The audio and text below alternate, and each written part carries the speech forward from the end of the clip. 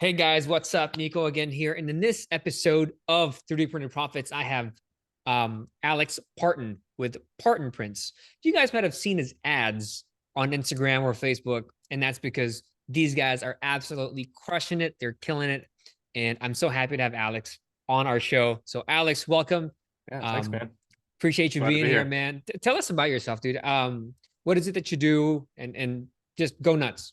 Yeah. Well, 3D printing, right? now. We've really kind of specialized in all kinds of stuff. I mean, I'll just do the backstory in terms of what we've done and how we started. As most people, we started off doing this as a hobby, right? I got a 3D printer randomly and just wanted to get into it, no specific reason. Then my wife was like, "Hey, filament is starting to get expensive. We need to figure out a way to monetize this." We had no intentions of starting off a business or anything. And my wife looks at it. Her name's Spencer. She's actually the owner of Parton Prints. She owns the majority of it, but and I'll explain why that's important here in a second. Um, we were like, hey, let's just play pretend business. Let's start something. We got our buddy in it. So one thing that we started was, if we were going to do it legitimate, we wanted to start with doing the LLC and pretty much treating it as if it was a real business from the start. So I think a lot of times I'll see people who are like, oh yeah, I'm printing and I'll just sell some stuff on the side. And we thought about that and we're like, well, you know what, if we're gonna do it, might as well just try. So I think from there we just kind of ramped off and did some other stuff. I think we did the initial thing, which most people do, is we find files online that were that were commercial use and started using those. And then we started doing our own designs. I am not a designer by any means. I'm not good at it. Pencil to paper, it takes me like weeks to do something. So you find the right people I in don't the know about that, industry. man. A whole week, bro. Yeah. Oh, I mean, I'm telling you, that's not my skill set. My skill set is sales, marketing. I've been doing sales like for a full-time job for the past 12 years at this point, right? Mm. So to me, I understand people. I don't understand. I mean, I have a tech background, and that's what's funny. I started off wanting to be in something in tech, and I realized that behind the screen, it's not me. So um, yeah, we utilized our three skill sets. Mine was being kind of that tech guy, and if I could talk to people about 3D printers, but I am not the tech person. I'm the sales marketing person. I understand all that. I had to sit down and learn Facebook ads and Google PPC and all that kind of stuff. But then we separated out, and I think this is where we've differentiated ourselves, and I think other people can do it too. Is you don't have to do it all. Like, find people who are part of your network that are interested in maybe give them a percentage of the company, right? So the way we did it was we split it three ways between me, my wife, and our partner at the time, Ryan. He did all the finances, all the accounting and stuff that, honestly, if I had to Super sit down, important. Oh my yeah, God. Let me tell you about accounting, man. It's so yeah, important. I neglected that for, gosh, like 2 years. And then I was like, maybe I need to start doing this because I was yeah, starting to make real money in my second year. And I was like, all right, maybe I need yeah. to do something about this. Yeah, absolutely. And that's the thing, like, no one wants to end their day looking at a spreadsheet of numbers to see what is the right, are we in the red? Are we in the black? Who's doing the cogs and figuring out the profit margins and like the basic math I get, like that kind of stuff. But if we're going to start talking about anything accounting wise, like I'm not doing that. So we got the right people. And Dang. I think, in my opinion, and I'm sure you would agree, that I'd rather have 75% of something than zero of nothing, right? So if I have to give up some of my company, that's how I would do it, just in order to get it. And it doesn't necessarily mean that you have to give rid of like every percentage of your, company, but at least having someone. I think there's an investment aspect of it. Long-winded answer to tell you that we've been doing this for a little while to pretty much just go into different niches, and that could be gaming or board gaming or whatever. The nice thing about 3D printing is it's pivotable, right? Right, right. There's so many aspects, and there's so many things you guys can do with 3D printing, right? And Alex is a testament to this. If you guys go to his website, it's Parton Prints, right? You see his Yeah. little sign back there. Um, they sell all kinds of things. So my next question was, what do you guys sell? And it's like, a better question is, why don't we sell? Right? Like that. That's Yeah. a shorter list. Yeah. Um, and so you guys, 3D printing is just a tool. And I say this all the time. Yep. You can use it for so many things. You don't always have to sell dragons, which, by the way, I highly advise against. because it's Agreed. a race to the bottom. Go on Etsy right now, and you're going to find 18 million stores that sell these dragons. Yeah. And the way, yeah, and how do you differentiate yourself? Are you better filament? right. Yeah, everyone's using the same filament. It's all the same manufacturers, guys. Right. So Well, how do you move and how do you pivot to a different product and still be profitable? And that's where, shameless plug is where the academy comes in, where I teach you all kinds of ways to use your 3D printers to make money without selling these dragons. All right. So 3D printer profits link down there. So how did you guys start? Like you said, you started selling some things. How did you guys get your first clients and your traffic and your first customers? I mean, probably the way that most people would. We just started a Etsy store, right? We put it on there. I think we put in ad dollars. So Etsy has their own ad spend. And I wouldn't suggest it being the best of all the ad spends that you could possibly do, but it does work. I mean, with the fact that you just said this, right? So how do you differentiate yourself when you are thousand upon thousand? You might be doing something similar, putting ad spend behind some of those products. And maybe it's one that you're getting a lot of clicks and views from already. I would say if you're not seeing, visits to certain products and maybe not putting an ad behind it. But I think that's what kind of got us out there. But yeah, I mean, and then because it's so pivotal, we looked at different trends and different things that might be interesting. A lot of it would be skewing towards like the nerdy stuff, and that's what I like personally. But I found we focused on things that maybe you didn't like, and that's what made you more money, right? So let's just use I hate to say it this way, but the pandemic, for example, a big thing that we did during the pandemic was 3D printed masks. Everyone was wearing a mask at the time. Yes. And we worked with a bunch of designers who were making stuff. I think we used some of yours as well at the time. And I think that was crucial, but that's not going to last Yeah, forever. dude, everyone is a Mortal Kombat ninja during COVID. Yeah, exactly. And we had stuff that was close to that IP, but not necessarily the IP. And those actually sold more than anything that was IP related, right? Personally, I'm trying to get away from anything like that. I think there's a lot of issues with it, but the stuff that we found that really sold well was non-IP related stuff. And like the mask, I mean, man, this went gangbusters. Now I'll tell you, I couldn't rely on that forever. So you have to be, I guess I'm going to use Right, pivotable probably like right. 50 times in this call, but we had to change after, people stopped wearing masks. That wasn't a big thing for us. So that kind of got us off the ground. And I think from there, it's people start seeing, okay, look, they're getting 5-star reviews every single time. And you can go back. I think we have 25 on Etsy. It shows like items sold 25,000 or something like that. Right. Wow. And yeah, 25,000? yeah, since 2019. Dude, Yeah, still, bro. yeah, yeah. But it takes a village, man. I couldn't do it by myself. I'm not the one who's Oh, sitting there not at doing it. all. Right. Not at all. It's long days, long nights. It's waking up at 5 o'clock. I mean, I You have started kids? with this. I do now. So I have a 2-year-old now. But when it was really taking off, we were pregnant at the time. I think 2021 is when we found out. It was in March, and we had our daughter in December. But that was a big time too. So like it was me waking up, whenever I figured out and this is all in our house at the time, right? So at that time, I think we had 26 in the house, and that, man, energy bill's crazy just because of the heat and the I'm cooling. sorry. Backtrack. Did you say you had 26 machines in the house? Yeah, so we had one room upstairs dedicated to all the printers, and then that room became my daughter's room. So So we at had one point, do you call yourself a factory? to At one point, like, okay, I'm a maker. I have 2, 3, maybe 4 machines. At yeah, one point, do you say I'm a factory?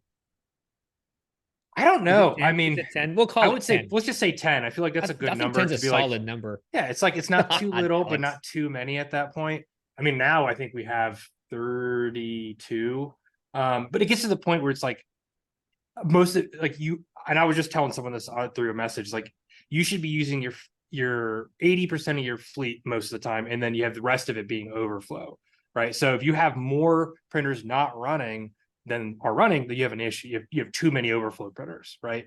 But you don't need, if you're running all your printers 100% of the time, you need to get some overflow printers because there's going to be an issue Right. At with that point, it's a question production. of scale.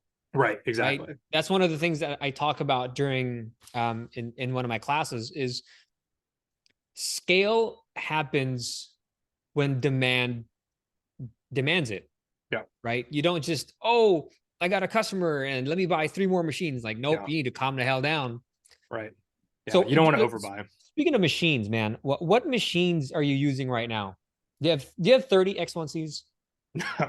No. That would be, in my opinion, too expensive. No. So when we started our farm, there bamboo wasn't a thing yet, right? So we actually started with the CR10, and I don't know. That's I an think I old-fashioned statement.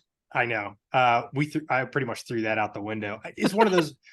I think I know there's some diehard Creality people, and I'll probably piss a lot of people off. It's not my type of company, not my type of Mhm. printer.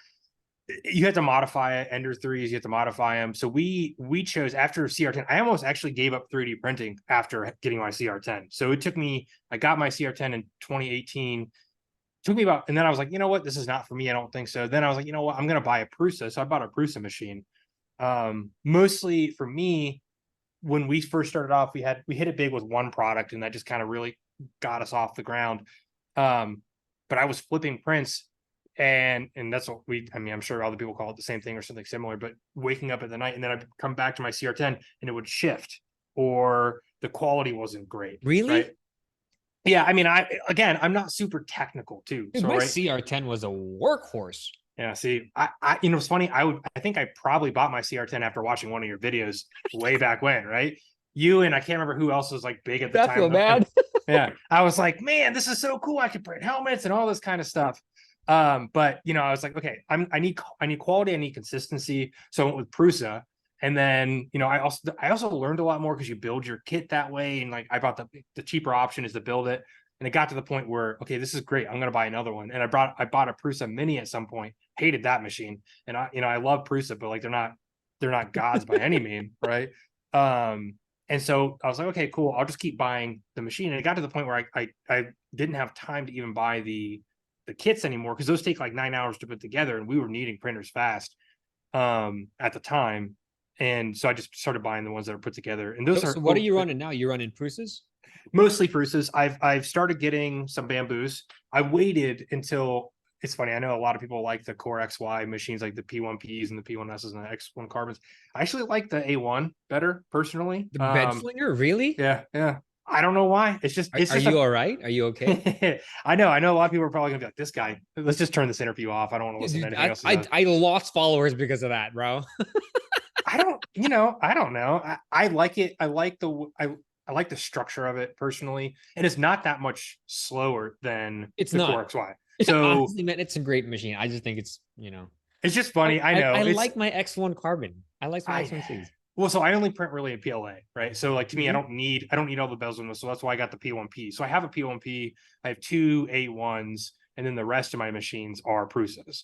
I think I like, outside of the AMS unit being kind of weird and off to the side and taking a lot of space up, I like the footprint of an A1 because it's very similar. Because I can get, if I was just using the A1, I could get 4 of those machines on a Uline stand that I have, and I have like a whole wall full of them. So if I just was replacing them one to one Prusa de bamboo, then that's how I would go about it.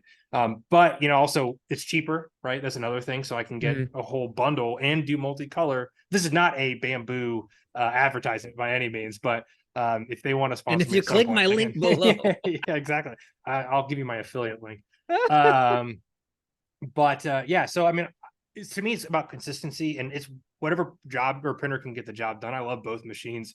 I know there's a huge like team A versus team B thing, but that's not right, really my right. style. But I will say the nice thing about having one machine is that I only have to make the file once, and I don't have to keep slicing the G code for every single printer. That For was the sure. thing for me, that because we have, like, I think our SD cards have well over 100 different items that have at least 3 variations of each thing. Gotcha. So yeah. So you said you mentioned earlier that you guys are on Etsy, and you don't really think that their ROI on the Etsy ads, Oh right? no, So what well, tips do you have for our listeners for their Etsy shops? Like what can you give them? What can you tell them to, give them some sort of tidbits, yeah. like success? Well, I will say their ads are good. So like in December, I think our ROAS for that was 10. So for every dollar I spent, I got $10 back. Right. Yo, that's printing money, bro. Yeah. Yeah. So ads do work. It just depends on the product that you're making. Right. So if I was going to tell anyone a tip, like if you're going to do anything, and you said this earlier, don't focus on the dragons. Those are the things that everyone is doing, the articulated things. They're just if you have a 3D printer, that's what people think of. And I think the thing that people need to think about when it comes to it is the 3D printing or the tool. It's a tool, right? It's the medium of how you're getting whatever it is across. So don't focus around it. Oh, this is 3D printed. Focus on is, hey, you're a nurse and I created a specific product for you. It just happens to be 3D printed. I eat my sausage. I don't care how it's made. I just want to eat the sausage, right? Or how I don't, if I'm buying a car, I don't care about the manufacturing aspect. I just want to make sure I'm getting good miles per gallon, right? So it's a quality, it's the effectiveness of whatever it is, or is it solving a problem? And so that's, if I was doing research, and I help people do this as well with my course, is if they're doing research, you need to do it around a niche, or you need to do around a type of audience that you want to solve a problem for. And maybe it's something that you have a problem that you need to solve, and that's an easier way to go about it if you can design it or get it designed. But you don't necessarily have to like what you are selling. I didn't wear those masks, right? If I'm going to wear a mask, I would just wear the the cloth one, or whatever, the regular PPE one. But I think that's crucial. The other thing I would say is personalization. It's harder to scale. I heard that. I heard you know, personalization's huge. yeah, well, especially on Etsy. It's customized, right? Because you're going on Etsy and they're expecting a sorry, these beef Wellingtons from Costco are phenomenal. Everybody was like, "Is he really affiliate link below?" The interview? Okay, it's like one big ad, bro. I know. Okay, no, these beef Wellingtons at Costco, the Gordon Ramsay ones, are really, really good. Yeah. I'll just check them out. I haven't eaten breakfast yet, so no worries. anyway, you're so California Etsy, time. going on Etsy, people expect handmade stuff, right? And that's why they want the customization, the uniqueness of your product. And that's why when Alex says the personalization, big key. So sorry, I cut you off. Personalization. No. I mean, I think that's the way.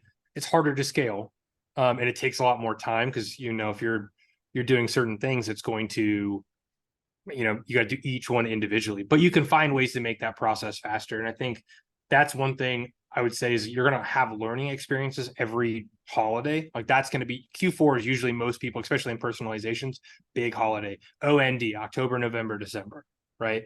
And I would say we learn something new every year of how to make our process better for the next year. And I think it's keeping track of like what worked and what didn't work and how you can make that process better is how you're going to succeed. And luckily my wife is a project manager, so that keeps me on my toes and make sure that everything, she's also quality control. We don't send out anything that doesn't look good, right? So that's the big thing is quality, consistency, and if you want to speed up your process, it's understanding how to project manage. Gotcha. So let's talk about Facebook ads, because I mentioned earlier, you guys, that Alex is doing Facebook ads. Okay, I know I've seen his ads. It's actually made me stop scrolling. I was like, oh, what is that? Okay, so Alex, do you have any tips for people who want to run Facebook ads? Like, what do you suggest on what people do? Targeting, the creative, the headline, so on and so forth. Yeah. This is such a deeper conversation, I think, but honestly, how you go about it is honestly figuring out what your audience. With Facebook, they have different targets that you can figure out. Like with 3D printing, if I was just going to target 3D printing, it's easy because I just do 3D printing as the interest, right? Like that would be my audience, and that's pretty broad. The nice thing about it is if you have an Instagram and you have even a little bit of a following, you're going to have people who are generally liking what you're doing, and you can use that as a target audience to start off with and just start building cold traffic. If I was going to start over today, how I would tell someone is you're doing engagement ads first. See who engages with your profile. So $1 a day, and that's all you really need. You put up a creative. So let's say it's whatever the picture is of whatever you want the product. You can have a couple ad copy that's super simple, saying like, hey, we have this great product. It's 50% off, or whatever the deal is. I would always say do some form of a deal that people want a deal. But then you're just targeting, you would do that ad and then target to different interests. So let's just use 3D printing as an example. Let's say it's your course that you're posting, or my course. It would be 3D printing, 3D print, whatever. If someone likes, I think actually Joel 3D printing nerd is an interest now because he's just so popular on there. So you can click him as an interest, right? Or just regular 3D printing or Is additive he for real an interest manufacturing. now? I think so. I have to go back and look because I haven't targeted that much with. So we're doing the course and stuff too. I haven't targeted 3D printers on ads. Everything's been organic.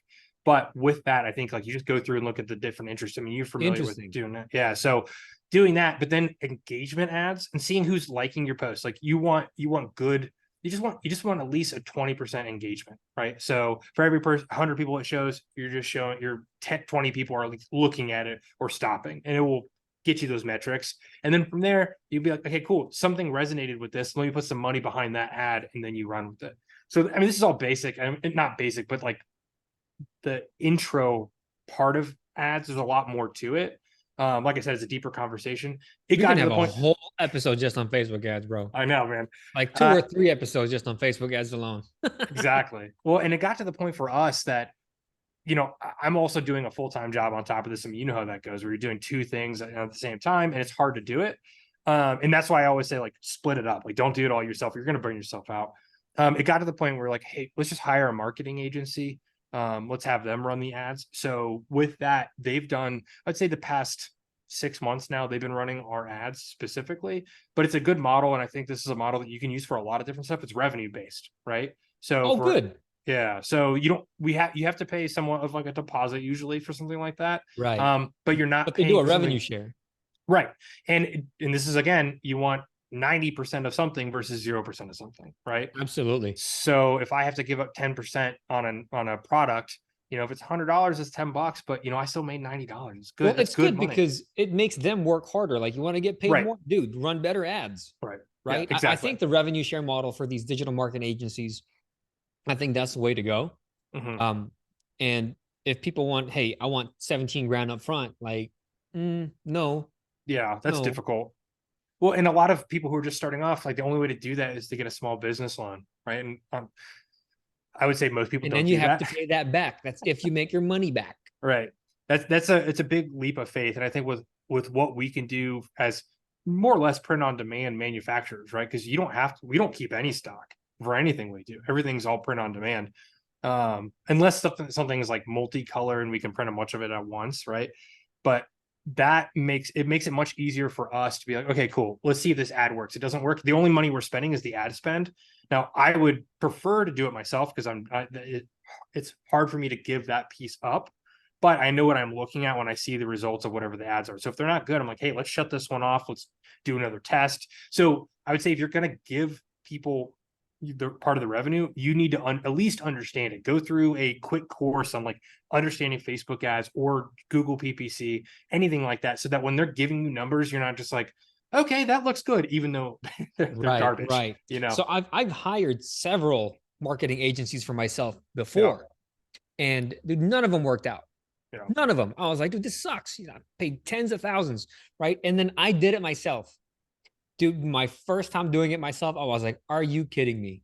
I found more success doing it myself than giving it to a marketing agency. Because once these ads start running, dude, it's, If they're working, great. you don't even need to turn them off, right? Yeah. I mean, that's the thing. Right. Maybe you'll put another creative on there, but once you're targeting and once Meta has learned who your ideal customer is, they'll keep showing it to those kinds of people. Right. Your ROAS goes up. Mm-hmm. Right. Yeah. And then it's just a tweak here and there with the creative, whether you put the sign here, you put an offer here, you say this in your headline, and so on and so forth. Those little tweaks gives you 1%, 0.5%, right, 2%. And the next thing you know, that 3%, 3.5% makes tens of thousands of dollars. Yeah. Dude, it's bonkers. Well, the interesting thing there is too, and this is what I'd say, I have some ads like on Facebook or on Etsy, for example, that I'm spending, like the ROAS might be one. So for anyone who's listening, return on an ad spend is what ROAS is. But that $1, like it's 1-to-1, but maybe they're going there and they're coming to somewhere else and they're looking at my other products that we sell. And the nice thing on Etsy is that you don't have to specifically niche down if you don't want to, because you could be touching multiple, like we've done gaming, we've done bath bomb molds, we've done Personalization stuff. Like it doesn't matter. And as long as they're coming to your store and seeing like, hey, this is, and Etsy does a good job of being like, if you buy this and you buy this thing, it'll go over $35. And they're like, oh, they sell this too. And so kind of being like an Amazon of 3D printing, if you will. Now I will say I would prefer to niche down because then you could really hyper target stuff. But when you're first starting out, there's no sense. Just throw it up there. See if it works. It costs you 20 cents. At How least on many Etsy. products are you up to now?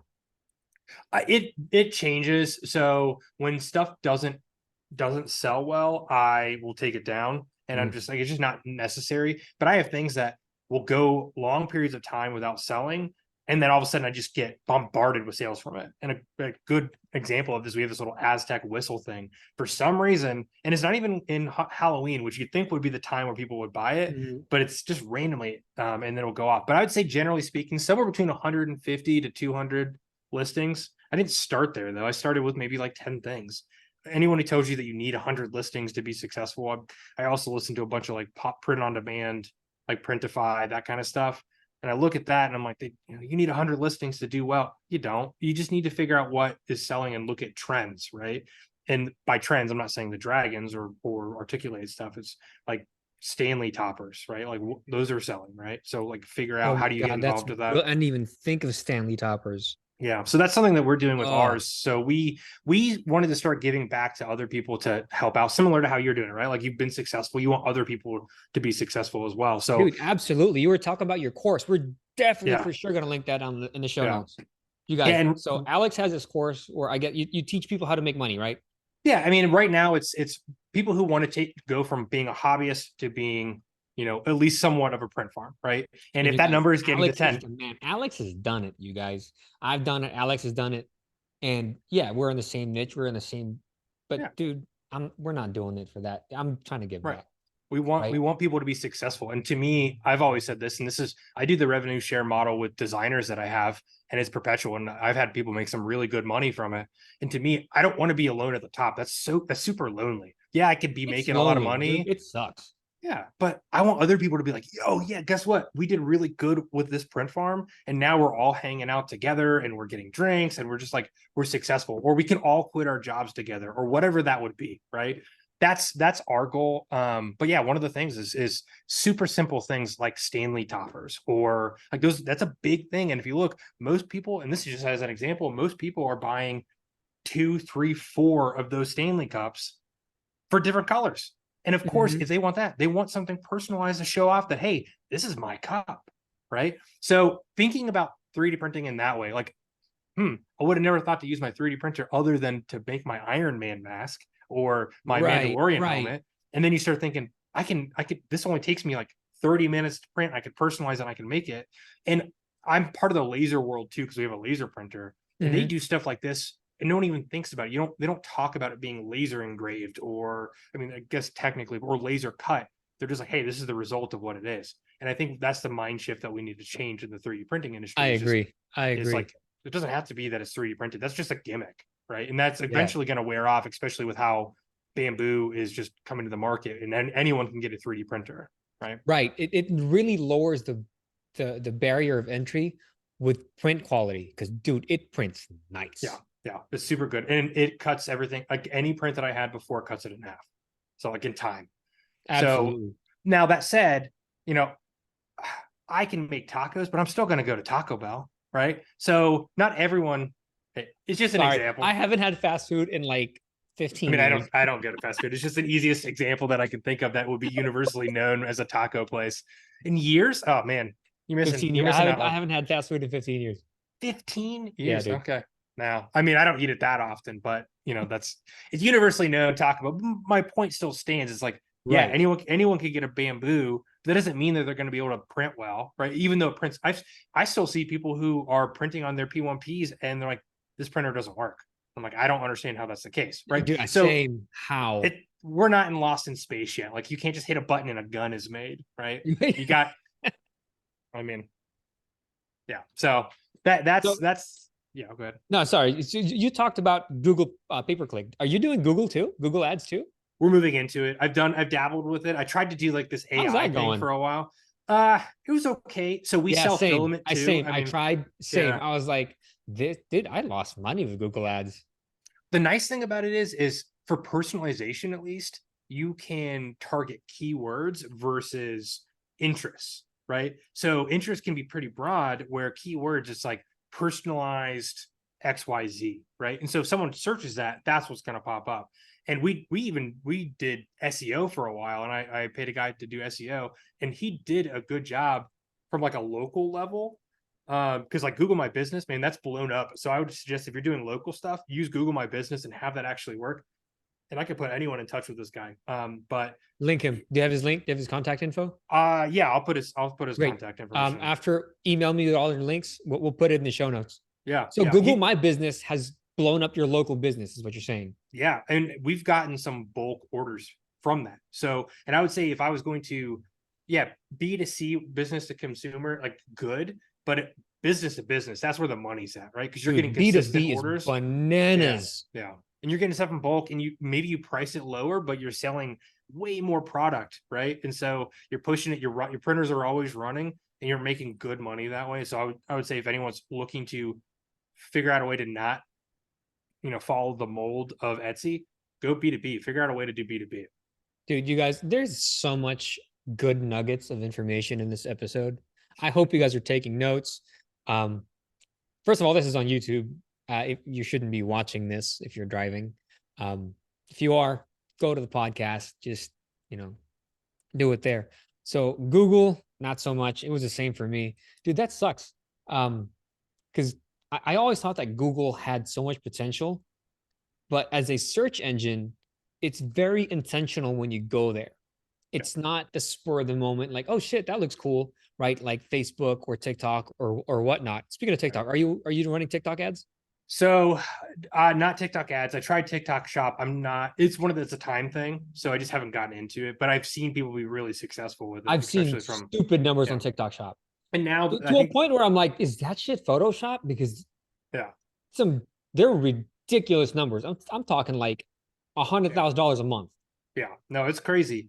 I think there's a lead time issue there too. Like you have to get stuff out within 3 days, and if it like our big business is personalized stuff, that could take a lot longer, right? So that might be an issue. So I think it is for some people. If you have stuff in, if you're printing and keeping stuff in product, and we would change our model, right, depending on what we were doing. But I haven't really had time to sit down. I'm my main focus now is growing this with where we're at, but also growing, like helping other people, being kind of a consultant, being a coach where I can. That's why we launched the ebook. That's the easiest thing to get some quick knowledge out there, just like building a brand. And I would say even better than PPC and paid ads is like that organic content. I mean, you've seen it, right? Like you make good videos, those things blow up. They may not make you dollar to dollar right off the bat, but people start understanding, hey, this is not just a business that's selling to me, it's a person that's selling to me. Yeah, it's a long run kind of investment, right? You don't start joining groups, and you don't start buying courses based on one podcast or one video that the person's right. You go, oh shit, that was a cool episode. What else do you have? Right, Oh exactly. Shit. You got more. Dude, you have way more. Oh my God, this is great information. And at that point, that's where the person's like, okay, this person's the authority on this particular subject. Yeah. And that's when, they can join your group, get your course, so on and so forth. Yeah, exactly. So what struggles did you have when you first started the business? Man, struggles. It's so funny. I was just thinking about this the other day, that I did not document enough the early days, right? And that's another thing, just something, if I could go back and tell younger me, is like, just document everything, record it. I'm not a person to whip out my phone and just record stuff. So I wish I could just see my CR10 and me being frustrated at it, right? And that's one thing, man. It was trying to find consistency. And I feel like the struggles I had then are not going to be struggles that people are going to have today, which is finding consistency or speed to market in terms of things. I think at first it was research and understanding research, right? So like how you're going about finding keywords. I use eRank for Etsy, and that can apply to a bunch of other stuff. There's other ones, Sales Samurai, Marmalade, I think, some other ones, Everbee. But utilizing that and seeing kind of what other keywords are working in whatever niche that you're focusing on, right? I've had ones like listings, for example, that did really well, and then I changed the keywords and then they bombed, right? So like you just got to be careful about that kind of stuff. I think struggles that people would have now that we didn't have, and I think this might be a better way to look at it, is that delegation aspect of it, right? Like you don't do everything, right? Like I'm sure you talk to other people who are doing like the finance aspect or like the marketing. I know that you said you brought it in house a little bit more, but I'm sure there are pieces of it that you're like, hey, do this. Let me, Yes, you know what I mean? yes. Like you can't do it all. And I think that's where a lot of people struggle is I'm the 3D printer. I'm the advertiser. I'm the content maker. I'm the whatever. I'm Dude, X, Y, and Z. it's a headache. It's Yeah. exhausting. I got tired just listening to you. Yeah. It's so much work. I get that a lot. And dude, delegation it's a skill. Yeah. Because everybody's like, no, I can do it myself. Like, no, man. No, Well, you you just get can't burnt do it out. all. Matter of fact, there are people who can do that better than you. Yeah. Right? And you have to have those people in place. Like you said earlier, it takes a village, Yep. right? Absolutely. Yeah, and I think that's the hard part. I mean, I've had people who I've let run my social media for a little bit, and they didn't do exactly the way I wanted it to be done. Right? I wanted certain videos to be like, here's a list of whatever, and then I was like, okay, well, I'll come in and I will be the person who's in front of the camera, just record it and edit it. And they're good. Like it was good. There's nothing negative about that. But you got to find the right people to do it too. Like someone who is just learning is not the person you want to be in that role, unless that's kind of who you want it to be, more of like a social media coordinator versus some, like who's like actually understanding social media. Um, but I think that's if I was going to go back and do anything is just make sure that we had the right people doing the right stuff. And I think anyone could take that away. Yeah, for sure, man. Um, so honestly, man, that was it for all my. Oh, you know what? No, I have one more question. Do you have your own website or is it all purely Etsy? Yeah, we have our own website. So partonprints.com is our website. And then Etsy, Parton Prints.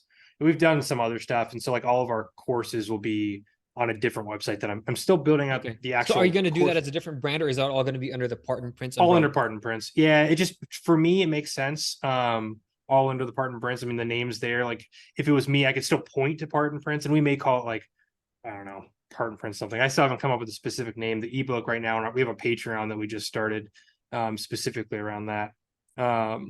So we'll figure it out. But to me, that's the goal, right? Is to help others and get there and be that kind of consultant. I mean, you're doing the same thing. I think it just we've been successful. Let's give back, right? Let's make sure that other people can get where Absolutely, we're at. dude. Matter of fact, the package. So if, you know about the orphanage that I sponsor in the Philippines, right? Yeah, yeah, that's awesome. Yeah. So they just got the pack. I should have sent it back in November. They just got my Christmas package like yesterday for their toys and their goodies and all their gifts for the kids. That's super So awesome. so that was really cool. Um, so yeah, man, it's just about giving back, dude. At this Yeah, point, I don't need to do any of this. yeah, exactly. But Yeah, I mean, like I said, I got a full-time job, so this is as much as I would love this to be the full-time job, and will eventually get there. And this is my wife's full-time job. That's why, like, she owns the majority of the company. She's doing all yeah, that. because So she's the one running it. yeah, pretty much on a day-to-day basis, she's here. But you know, we did stuff like we have our own filament brand too. So we've tried to diversify and stuff. And you know, while I do think all filament works pretty much the same, I would say there's some that work better, like on the AMS, I for agree. example. I agree. There's what's Some it? filament is trash. I was like, dude, I can't print with this for Yeah. anything. Like, Well, wow. and some will fall off the AMS light. You know, I won't say their name, but it rhymes with bumloo. But you know, it's it falls off, and you got to put an adapter. Yeah, no, but anyways, you know, we have Filify. It's been a good brand for us, but to me, I want cheap filament for everybody else. And so what we did was like anyone who's part of our Patreon, for example, gets 15% off. So I mean, it's already $19 a roll. So $16 a roll for a filament, you know, like that to me is super cheap. I mean, obviously there's some that are like 10, but those are consistencies not there. And again, that's for us, it was all about consistency. Right, for sure. So today, in terms of marketing, it's the Yeah. ads, right? Are you guys doing it? How's organic? Are you guys doing anything organic? Everything's organic right now. So like we've So stopped you're not running ads anymore. not the Facebook ads, no. We're revamping everything right now, gearing it towards some products that we have, but also for like the courses and the ebooks and all that stuff that we're working on. And then we haven't run any Facebook. I did PPC and some Facebook ads on the Filify, but I'll be honest, that's a race to the bottom just because like if I try to get any cheaper than what it was, I wouldn't make any money off it. And I don't need to make a lot. You know, I have a good amount here and I don't, but it's like if I could sell it, it's perfect, right? But at the end of the day, just for anyone who knows, like anyone who's selling filament, they're usually making like $1 or $2 off of a roll. It's not Yeah. a lot. So Yeah. I just wanted to provide good quality under one brand name. So that's the only reason why we did that. But yeah, no, mostly organic. I mean, I would say just from organic perspective, the last 6 months really blew up for us.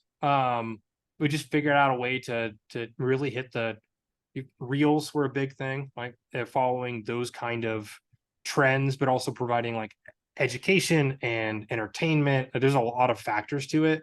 But I'd say like the organic stuff has brought a lot more than a lot of the ads have done. Gotcha. Organic is so much better because it Yeah. doesn't cost you anything. Right. Well, and Right. it's natural too. I feel like a lot of ads, Yeah. like Yeah. their Yeah. ads, like people don't want to be sold As to. it grows, you just, I don't know. Organic is better, you guys, Yeah. but it's far more difficult. Way It more takes difficult. time. Takes It time. takes a That's the lot of thing. time and a lot of effort. And it's again, because you don't know. All right. I mean, you don't know with ads either, but There's more anyway. metrics behind it, that's for sure, for Yeah. ads. Yeah. Yeah.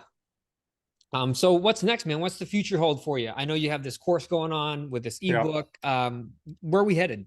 Yeah. I mean, that's it. I think at this point, like we're doing well, and I think we want others to do well. So our main thing for 2024 is to get other people to let's say make that print farm. Let's say get to 10 printers, right? Like that's the goal. I don't think, you know, it'll take a specific person and a specific product to quit their job, whatever. But I don't think that's going to be the end result. I think it's like, hey, we're in trying times. Let's help you bring in an extra $1,000, right? If we can help you $100 a day, can't guarantee anything, but we can work together. And I Dude, that think $1,000 is that's half of someone's mortgage, right, exactly. So if we can right? help with Like that, that's significant to a lot of people. yeah. You know Well, what I I mean? mean, if you're making $100 a day revenue, obviously that's not profit, but like we know the margins on these things are typically between 80 to 90%. That, if you're making $100 a day, 31 days, $3,100 a month. I mean, that's good chunk of change that maybe you're able to go on a trip that year, right? So it all depends on what people's like end goal is, and everyone's going to be a little bit different. But that's what we want to help out with. I mean, we didn't have anything like that when we started, and I want to start passing along that knowledge. You also get to the point, and you've been here, is like the manufacturing part, it takes a toll. Like you want to start doing stuff with your family and during the holidays versus not. Like our holiday season is work. Like that's all it is, Mm-hmm. which is fine, and we love it, and we'll continue to do it. We'll continue making new products. But if we can help other people get to that point too, where you're like, hey man, this is cool. Let's start. We can hire people now, right? Like that's Mm-hmm. what we want. And I think that's where we're trying. And who knows, maybe we try it. So our main philosophy: try anything, and if it fails within 6 months or it doesn't work with what we want, we just move on. We find something else. We pivot. Fail Right? fast. Yeah, fail fast. Fail fast, you guys. The faster you fail, the better because you can get the hell out of it rather Yeah, than, oh, well, nope, do it. yeah, Speed, speed, speed, speed.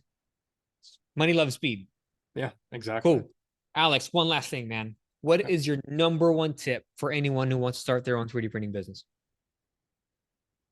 Consistency, probably. I mean, just keep it up. Like it's going to be a lot of, you're going to have to dig in. You're going to have to actually do work. It's not an overnight success story, right? I think people look at us and they say, oh, 25 printers. Oh, cool. 29 printers. Oh, that's where I have to start. No, start with one, right? And just keep it consistent, right? Make good product, give good customer service, get it out on time, and just keep going and then doing the research. So if you keep that up and you do the same thing with like your Instagram or your TikTok or wherever your thing is, you're going to succeed. And maybe success is going to be different for everybody. Someone, like you said, is going to be quitting the job. Someone's going to be going on an extra trip that year. So just keep up the consistency. And I think that's what I would say. Hey, puppy. Yeah, that Benji back there is that's a horse, dude. That's a giant 100-pound German Shepherd. Cool. Alex, dude, thank you so much for being here, man. I really, really appreciate Yeah. it. No, thanks for the invite. Tons of good nuggets in this episode, you guys. This was bonkers. I mean, you guys are probably gonna have to watch this several times to get everything that you guys want to get out of this. I know I will. So, Yeah. again, Alex, thank you. All his links for his ebook, his course, his website, everything is gonna be in the description down below, down in the show notes. And I'll catch you later. Peace.